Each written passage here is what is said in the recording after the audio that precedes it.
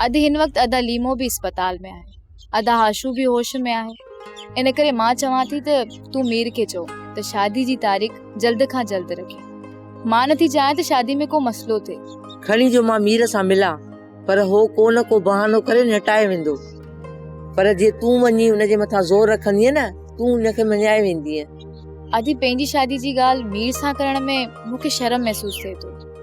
तूं मीर सां प्यार कयो आहे, मीर भी तोसां मोहबत करे थो, पोइ प्यार में हिजाब कहिड़ो? ठीकु आहे अदी, जेकॾहिं तूं चवीं थी त मां मीर सां वञी मिलां थी। तूं जेकॾहिं मीर जे मथां ज़ोर रखंदीअ न, हो तोखां नटाए न सघंदो। अदी सच पुछी त मूंखे शादी जी तकड़ न आहे, पर मूंखे इहो ख़ौफ़ आहे त किथे ही रिश्तो वरी टुटी न पवे। इन में तूं को शक भी न समझ। हाशू वॾो फॾई आहे, कंहिं महिल पंधु कंहिं महिल घोड़े ते। समझां थी अदी, जेकॾहिं अदा हाशू घोड़े ते वेठो त मां उनखे लाहे सघां थी, पर जेकॾहिं टपो ॾींहुं उठ ते वेठो त उनखे केरु सम्झाईंदो। तूं सही थी चईं भेण, हाशू जो दिमाग़ भी उठ जहिड़ो आहे, फिरंदे देरी कोन लॻंदसि।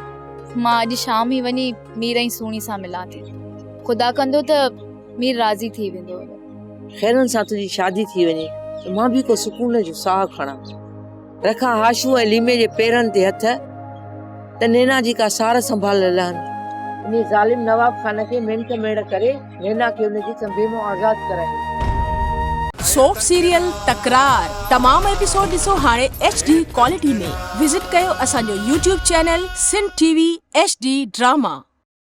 सब्सक्राइब कयो असांजो official YouTube channel Sindh TV HD drama ऐं वधीक अपडेट लाइ बेल आइकन खे क्लिक करियो।